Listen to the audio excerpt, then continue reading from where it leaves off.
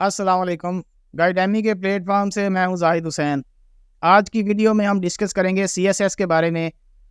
CSS central superior services, one of the most sought after profession in Pakistan. हर बंदे का dream है कि वो भी सीएसएस अफसर बने और सीएसएस सर्विसेज में जाए। तो इसके बारे में हम आज डिस्कस करते हैं। इसका इंट्रोडक्शन डिस्कस करेंगे, एज क्राइटेरिया, एलिजिबिलिटी क्राइटेरिया, इसमें सब्जेक्ट्स कौन कौन से होते हैं, exam details, selection procedure, written test के बाद फिर आगे क्या प्रोसीजर होता है, उसके अलावा एग्ज़ाम सेंटर्स कहाँ पे बनते हैं इसके, और इसकी जॉब्स कहाँ पे होती हैं और सीट डिस्ट्रीब्यूशन कौन से डिपार्टमेंट्स में होती है, ये सारा कुछ हम डिस्कस करते हैं। तो सबसे पहले इंट्रोडक्शन है इसका। मोस्ट प्रेस्टिजियस गवर्नमेंट जॉब है पाकिस्तान में, जो federal public service commission conduct करता है। ये 12 ऐसे डिपार्टमेंट हैं गवर्नमेंट के जहाँ पे BPS 17 में आपको इंडक्शन के लिए ये एग्ज़ाम दिया जाता है। 17 से सर्विस स्टार्ट होती है और उसके बाद आप BPS 22 तक प्रमोट होते होते जाते हैं। ये चीफ सेक्रेटरी जो है वहाँ तक आप जा सकते हैं। इसमें हर साल FPSC कंडक्ट करती है इस एग्ज़ाम को। तो आगे इसका डिस्कस करते हैं बाकी डिटेल्स। एज क्राइटेरिया में इसकी मिनिमम जो है आपकी 21 ईयर्स एज होनी चाहिए और मैक्सिमम 30 ईयर्स होनी चाहिए। 2 साल की जो एज रिलैक्सेशन है वो कुछ कैटेगरीज ऐसी हैं जिनको 2 साल की एज रिलैक्सेशन मिलती है। अगर आप गवर्नमेंट सर्वेंट हैं, आर्म्ड फोर्सेस में हैं, तो उस सूरत में आपको 2 साल की एज रिलैक्सेशन मिलेगी। इसके अलावा अगर आप शेड्यूल्ड कास्ट या बुद्धिस्ट कम्युनिटी से हैं या आप रिकॉग्नाइज ट्राइब से बिलोंग करते हैं, इसके अलावा AG के और गिलगित बल्तिस्तान वालों को भी 2 साल की एज रिलैक्सेशन मिलती है। इसके अलावा डिसेबल्ड हैं अगर आप, तो उस सूरत में भी आपको 2 साल की एज रिलैक्सेशन मिलेगी और आप 32 ईयर्स ऑफ एज तक अप्लाई कर सकते हैं CSS के लिए। इसके बाद CSS का एलिजिबिलिटी क्राइटेरिया, एज के अलावा बाकी एलिजिबिलिटी क्राइटेरिया के बारे में जानते हैं। उसके लिए ज़रूरी है कि आप परमानेंट रेजिडेंट होना चाहिए पाकिस्तान या आज़ाद जम्मू कश्मीर का। एजुकेशनल क्राइटेरिया जो है, इसमें आपके पास बैचलर की डिग्री होनी चाहिए, 14 years of education with at least second division. Second division नहीं है अगर आपकी थर्ड डिवीज़न है बैचलर्स में, तो फिर भी आप अप्लाई कर सकते हैं। लेकिन उस सूरत में अप्लाई कर सकते हैं कि अगर आपने हायर एजुकेशन की हुई है, बैचलर्स के बाद आपने मास्टर्स की डिग्री ली हुई है और मास्टर्स की डिग्री में आपकी हाई डिवीज़न है, थर्ड डिवीज़न से ऊपर सेकंड या फर्स्ट डिवीज़न है, लेकिन ग्रेजुएशन में आपकी थर्ड डिवीज़न है, तो फिर भी उस सूरत में भी आप अप्लाई कर सकते हैं। उसके बाद आते हैं CSS सब्जेक्ट्स की तरफ। CSS में 2 किस्म की कैटेगरीज होती हैं सब्जेक्ट्स की। एक कंपलसरी सब्जेक्ट्स होते हैं और दूसरे ऑप्शनल सब्जेक्ट्स होते हैं। कंपलसरी सब्जेक्ट्स होते हैं वो भी 600 मार्क्स के होते हैं और ऑप्शनल सब्जेक्ट्स होते हैं वो भी 600 मार्क्स के होते हैं। टोटल 1200 मार्क्स होते हैं इसमें। तो सबसे पहले कंपलसरी सब्जेक्ट्स का डिस्कस करते हैं। ये कंपलसरी होते हैं, ये हर बंदे ने ये वाले 6 सब्जेक्ट लाजमी रखने होते हैं और इनमें अपीयर होना होता है। इसमें सबसे पहले इंग्लिश ऐसे होता है, ऐसे राइटिंग, आपने ऐसे लिखना होता है दिए हुए टॉपिक के ऊपर। उसके बाद इंग्लिश प्रेसिज एंड कंपोजिशन होते हैं। उसके बाद जनरल साइंस एंड एबिलिटी, उसके बाद करंट अफेयर्स, फिर पाकिस्तान अफेयर्स और उसके बाद इस्लामिक स्टडीज़ होता है। अगर आप गैर मुस्लिम हैं, उस सूरत में आप इस्लामिक स्टडीज़ की जगह comparative study of major religions, ये वाला सब्जेक्ट पढ़ेंगे। तो ये टोटल 6 कंपलसरी सब्जेक्ट्स होते हैं और 600 मार्क्स होते हैं इसके। ये 6 कंपलसरी हो गए। इसके अलावा ऑप्शनल जो सब्जेक्ट्स होते हैं, इसमें डिफरेंट ग्रुप्स बनाए हुए हैं उन्होंने। हर ग्रुप में से आप एक सब्जेक्ट चूज़ कर सकते हैं। कुछ ग्रुप्स ऐसे हैं जिसमें सब्जेक्ट का नंबर 200 होता है, कुछ ग्रुप्स ऐसे हैं जहाँ पे 100 मार्क्स का सब्जेक्ट होता है। तो वो हर ग्रुप 1 बाई 1 हम डिस्कस करते हैं। सबसे पहले ग्रुप 1 जो है, इसमें ये वाले सब्जेक्ट्स हैं। इसमें आप एक सब्जेक्ट जो है वो 200 मार्क्स वाला ले सकते हैं। सब्जेक्ट्स की बाकी कंप्लीट डिटेल के लिए हम अलहदा वीडियो बनाएंगे कि कौन से सब्जेक्ट्स किस डिग्री वाले के लिए कौन से सब्जेक्ट्स बेहतर होते हैं और कौन से ग्रुप्स में से कौन से सब्जेक्ट्स आपको चूज़ करने चाहिए। तो अभी इसका जनरल आइडिया ले लेते हैं।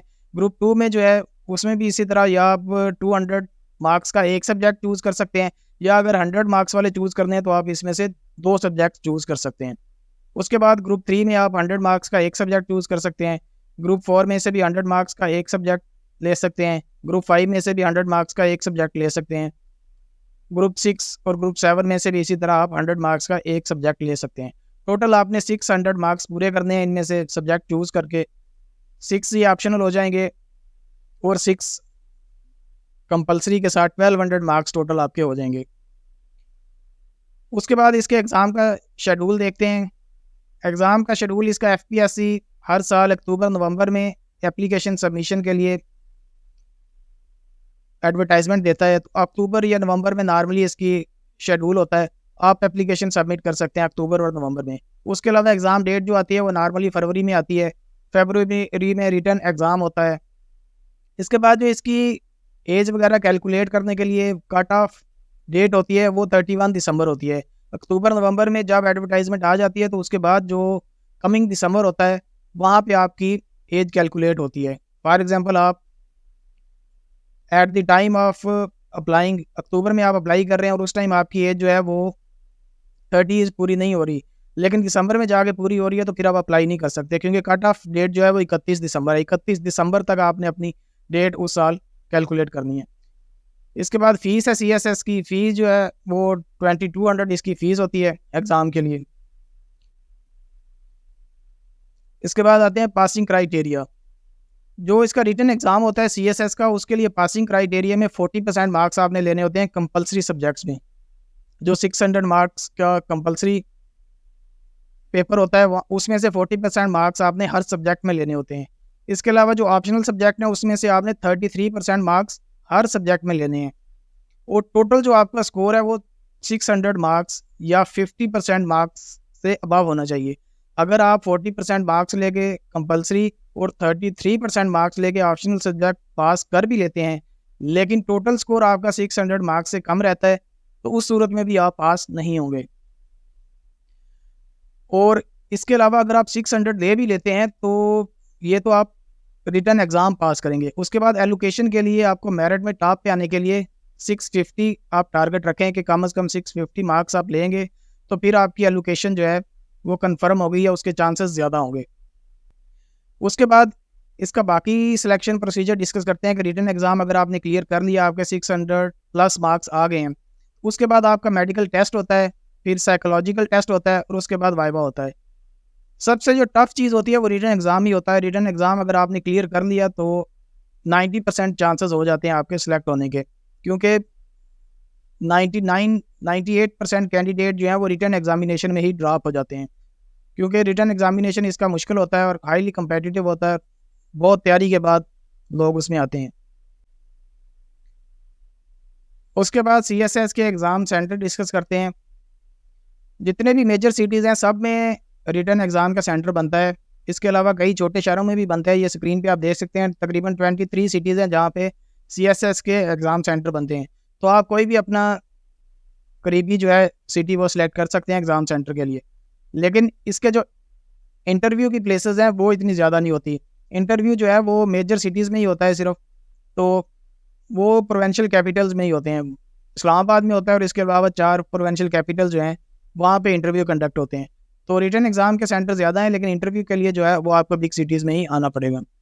उसके बाद CSS की जॉब्स या एलोकेशन देखते हैं। CSS के बाद 12 ग्रुप्स होते हैं एलोकेशन के लिए, जहाँ पे आप जा सकते हैं BS 17 में। सबसे पहले जो है फॉरेन सर्विस ऑफ पाकिस्तान होता है, आप एम्बेसीज़ वगैरह में जो गज़टेड ऑफिसर होते हैं वो होते हैं। उसके बाद पाकिस्तान एडमिनिस्ट्रेटिव सर्विस होती है, जो असिस्टेंट कमिश्नर या डिप्टी कमिश्नर वगैरह होते हैं। उसके अलावा पुलिस सर्विस ऑफ पाकिस्तान होती है, जिसमें आप ASP जाते हैं।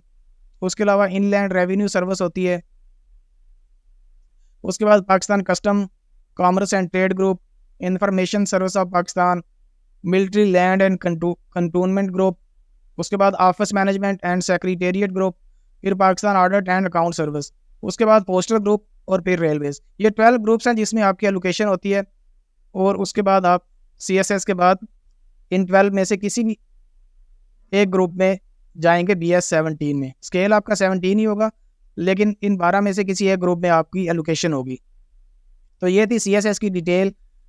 उम्मीद है वीडियो आपको पसंद आई होगी। हमारा चैनल सब्सक्राइब करें और बेल आइकॉन को ज़रूर प्रेस करें। शुक्रिया, अल्लाह हाफिज़।